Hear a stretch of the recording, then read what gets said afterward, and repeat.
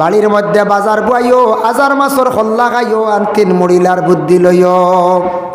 আওলাতে শুনছে বাপর কাছ থেকে মা থেকে, শুনিয়া ইকান সমঝিছে না, বালা করি সমঝিছে না, মারিয়া বাজার এখান বই দিছি। কইছে আমার বাড়িত বাজার আমি অর্ডার দিছি, আইও বাজার এখান বই গেছি। 2 নম্বরে বাপে কইসন আজার মাছর খল্লা খাইতাম, বড় বড় মাছর মাথা আনিয়া লইয়া আনি খাইছি, খাইয়া সারা টেকা কুয়াই দিছি।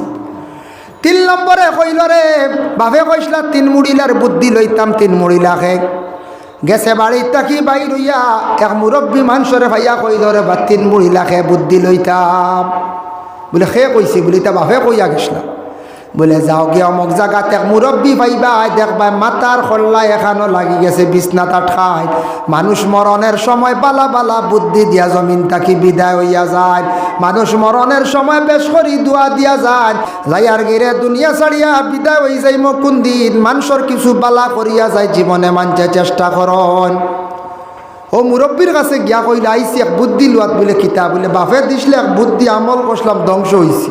বলে কিতারি কিতা কইস?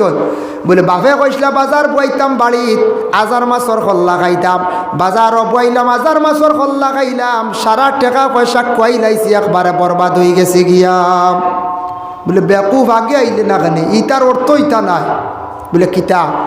বাপে কইসন বাজার বুয়াইতাম মানে বাড়িত বাগা টাকা লাগাইতে, বাড়ির গাছপালা লাগাইতে, গাছপালা হইলে বাড়ির সুন্দর আয়, ফলর গাছ লাগাইতে বাড়ির মধ্যে ফসল ধরলো নে, খাইলেও নে, বেচিলেও নে, তোর ফায়দা হইল নে।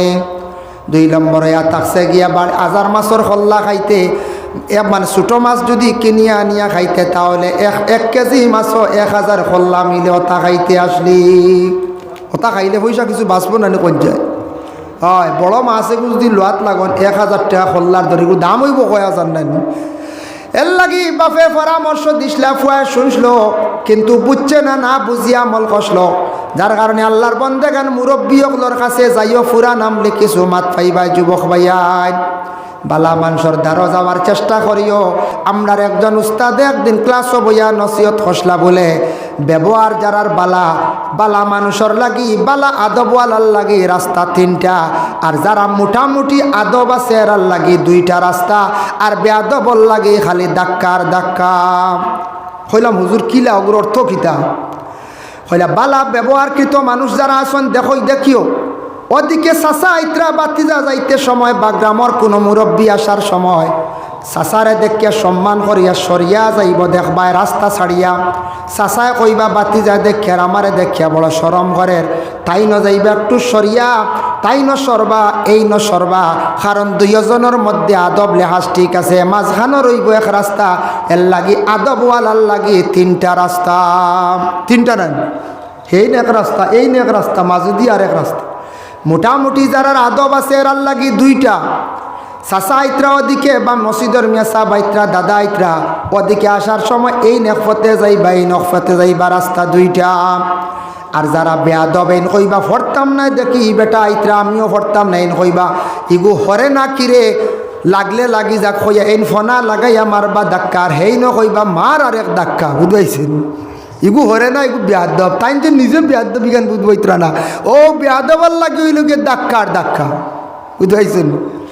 এর লাগি ভাইয়ান জীবনে যদি সম্মানে যদি বলতে চান তাহলে জীবন আপনার সুন্দর করতে হইলে আদব লেহাজ থাকা আমাদের জন্য অত্যন্ত দরকার। বড়ের শ্রদ্ধা করেন, বড়ের সম্মান করেন, বড়র লগে সুন্দর করিয়া মাথায় আদব লেহাজটা জীবনে ঠিক রাখেন। যত টাকা পয়সা হোক না কেন বাইরে আদব যদি ঠিক থাকে না, আখলাক যদি সুন্দর হয় না, মানুষের জীবনে কোনোদিন মূল্য দেয় না। মানুষে কইবই মানুষ টেকা হইলে কিত হইল এই মানুষটা বেয়াদব, কইবই না। না 2 নম্বর হইল যত শিক্ষিত হোক না কেন, শিক্ষা শিক্ষিত কিন্তু তার মধ্যে যদি আদব ঠিক থাকে না, বেয়াদবি হয়, তাহলে মানুষের তানরে কি কইবা বলে বেয়াদব। এর লাগে আদব যেটা আল্লাহর রসুলে ফরমান সোনা রূপার থাকি আরও বেশি মূল্যবান।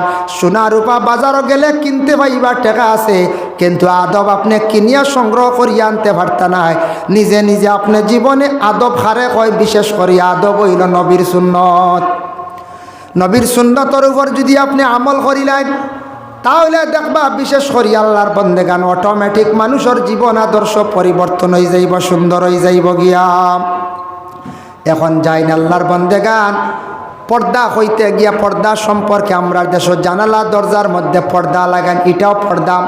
তবে আমরার মুসলমানের বাড়ি যেটা আছে এটাও কিছু আলোক থাকতো, আগলা থাকতো।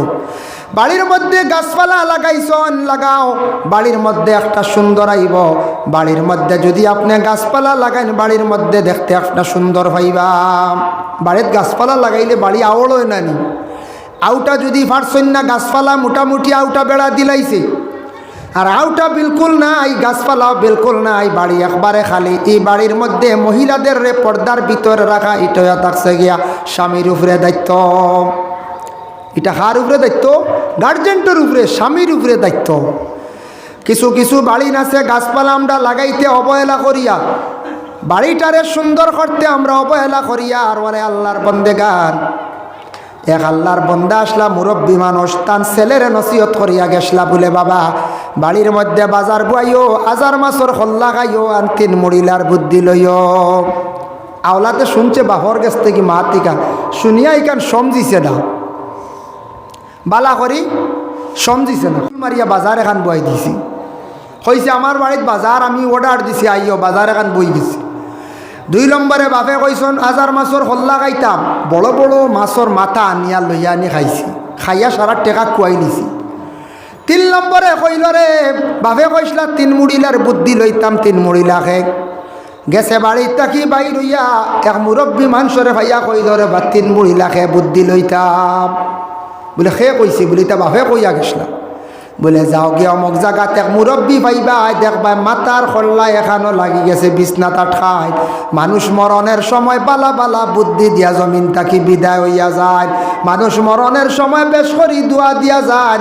এর লাগি মা বাবা বয়স কই গেলে ওই সময় যদি বাবার যদি মানে পায়খানা যদি পরিষ্কার যদি করেন, মার যদি পায়খানা পরিষ্কার করেন, বিশেষ করিয়া বাবার যদি সেবা যত্ন করেন, মরণের সময় মা বাবা একবারে দিল কুলিয়া দোয়া দিয়ে যাইবা, ওলাদ জীবন ধন্য হয়ে যাইব।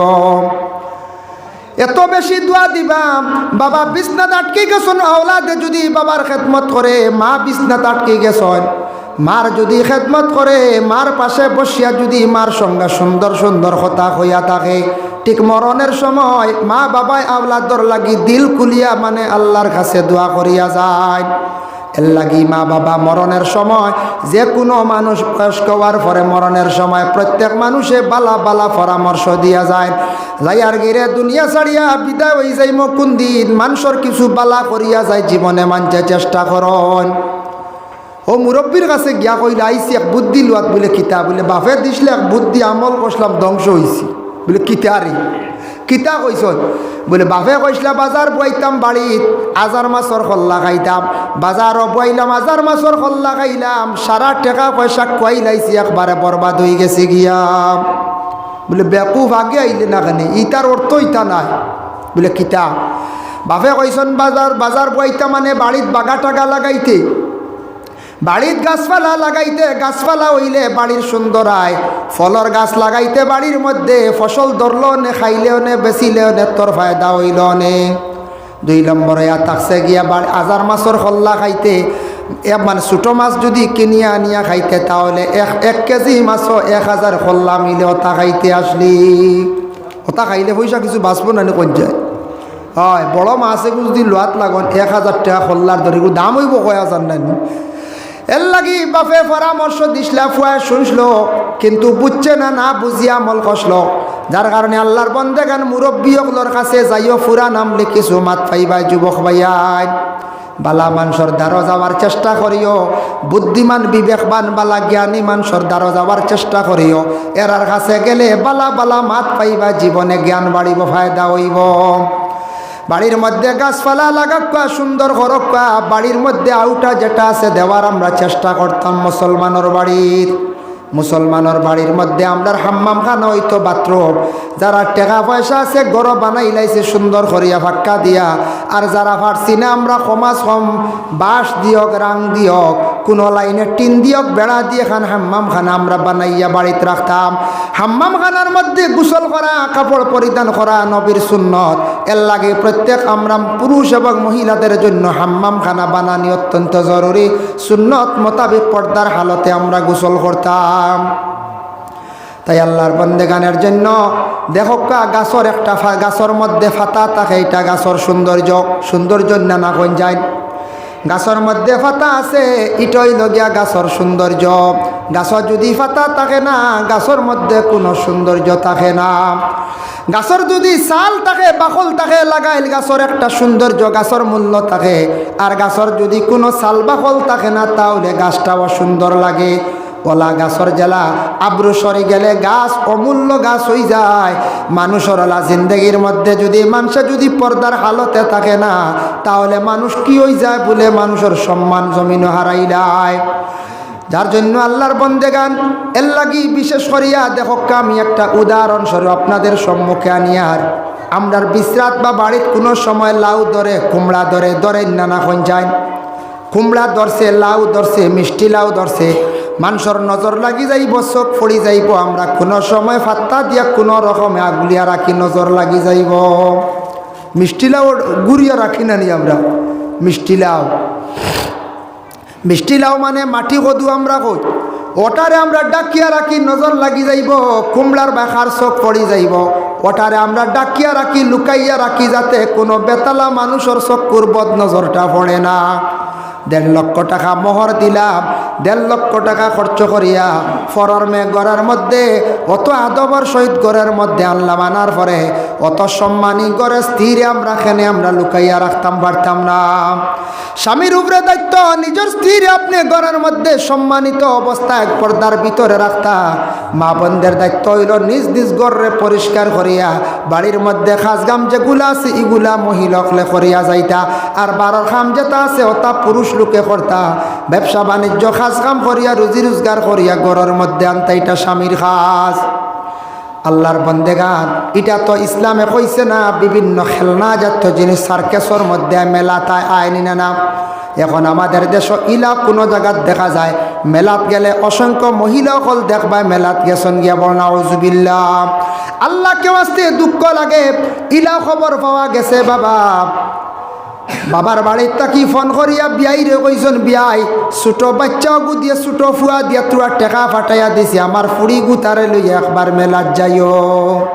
খবর আইছে, বাপর বাড়িতে পয়সা আইছে, ছোট ভাইয়ে লইয়া আইছে, ফুড়ি একবার মেলাত যাইতো। জামাই বাড়িত না বিদেশ তখন বাইরা বুধ বাইত্রানি বুঝা যার মেলাত যাওয়া মনে হয় সুন্নত না নফল বা মোস্তাব কিচ্ছু মনে হয়, বা ফরজ হইতে পারে না। বিয়াই রে মন করি কইত্রা, বিয়াই তোরা পয়সা পাঠিয়ে দিছি, ফুড়ি গু মেলাত যাইতো। ফুড়িওয়ালা ওলা ফুড়ি বুধবাই ত্রাণী বাপর বাড়ি ফোন করিয়া কইত্রা মেলাত যাইতাম, পয়সা পাঠাইয়া দেও। নাউজুবিল্লাহ। মা গো, তুমি মেলাত যাইবার জন্য তোমার আদেশ নাই, প্রয়োজনে তুমি ডাক্তারের কাছে যাইতাই, প্রয়োজনে তুমি ডাক্তারের কুটুম বাড়ি যাইতাই, পর্দার হালতে যাও। তোমার জন্য এটা হুকুম নাই তুমি মেলার মধ্যে যাইতাই, তোমার জন্য এটা হুকুম নাই তুমি যেন সার্কেসর মধ্যে যাইতাই। আমরা পুরুষের লাগি সেটাও নিষিদ্ধ, আমরা এইগুলার মধ্যে যাইতাম না। একটা বেকিয়ালে ছোটবেলা গেছি গিয়া, কিন্তু সারা আমরা মাফ চাইতাম। আল্লাহর বন্দেগানের জন্য দয়া করিয়া আমাদের মা বোন যারা আসন বাড়িয়ে ঘরের মধ্যে, আমি রাখতাম না, আমাদের মা বোন যারা আসন বাড়িয়ে ঘরের মধ্যে দয়া করিয়া পর্দার হালতে থাকার চেষ্টা করুক। মা বোন হল রাসূলুল্লাহ যখন গেছিলাম মেরাজ শরীফ, প্রথম আসমানের মধ্যে দেখছেন এক বুড়ো মহিলার গায়ের মধ্যে কাপড় লাগান, কুল কাপড়, আগুনের ফরত দিয়ে একটা কাপড় গায়ের মধ্যে লাগায়, এমন কাপড় লাগাইল মহিলাক খালি চিৎকার দিতরা, খালি চিৎকার আর চিৎকার। জিব্রাইল প্রশ্ন করলা, জিব্রাইল এরা খারা মহিলা অকল বড় কষ্ট করডা, গায়ের মধ্যে আগুনের জাতীয় দেখি আর একটা কাপড় লাগায়।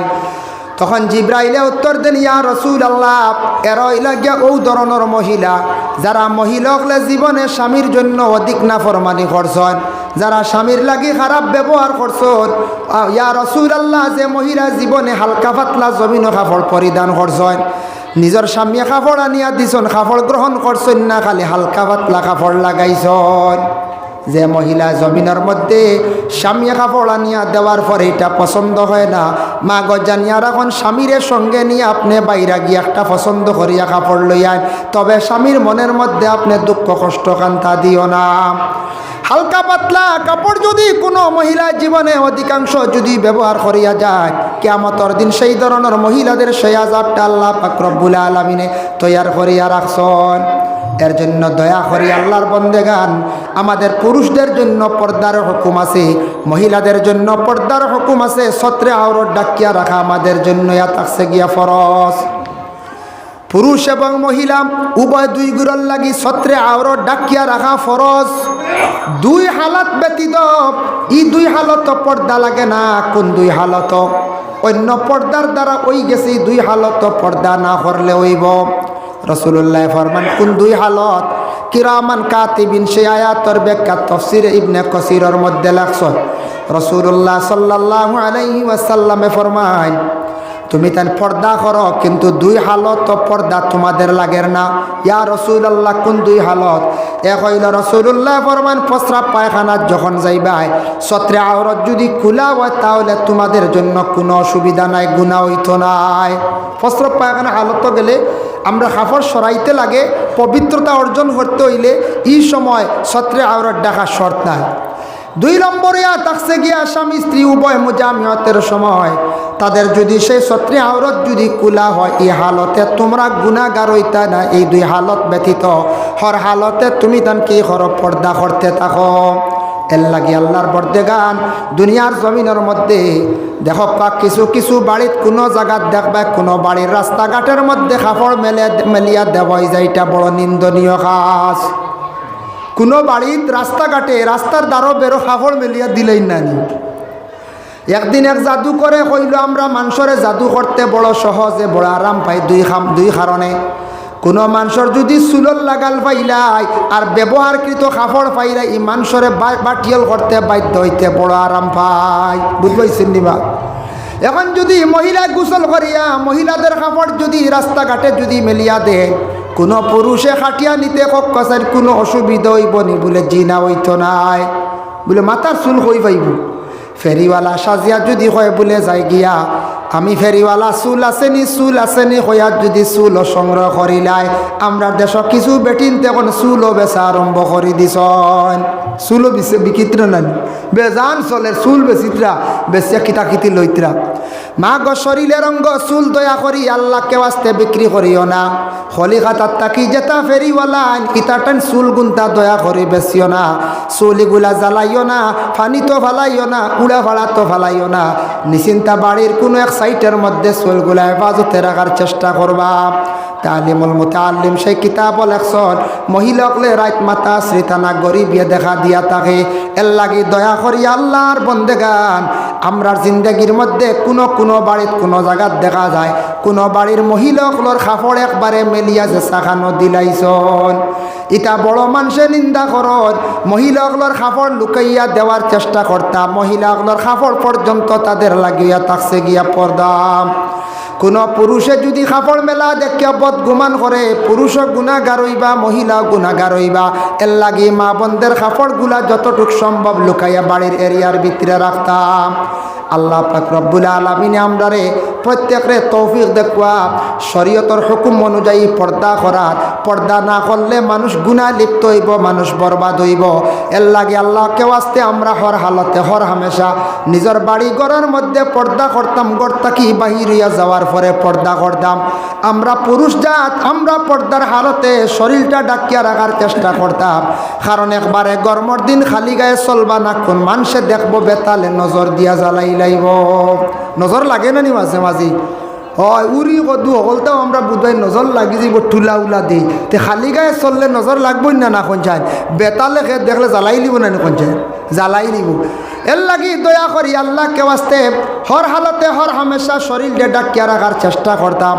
চক্ষুটার পর্দা করার চেষ্টা করতাম, জবানটারে যতটুকু সম্ভব পরিষ্কার রাখার চেষ্টা করতাম, জবান দিয়া পরনিন্দা, পরর মাত, পরর সমালোচনা, গীবত থাকি বাঁচার চেষ্টা করতাম।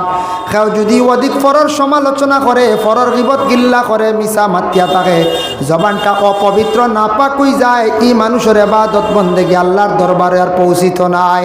মুখের মধ্যে একটা দুর্গন্ধ হয়ে যায়, যার কারণে আল্লাহর বন্দেগান মূর্খর দুর্গন্ধ হওয়ার কারণে রহমতর ফরিস্তকলে মানুষের কাছ থেকে সরিয়া যান গিয়া।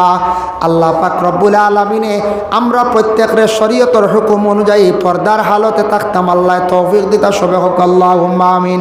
ওয়া মা আলাইনা ইল্লাল বালাগ ওয়া আখিরু দাওয়ানা আনিল হামদুলিল্লাহি রাব্বিল আলামিন।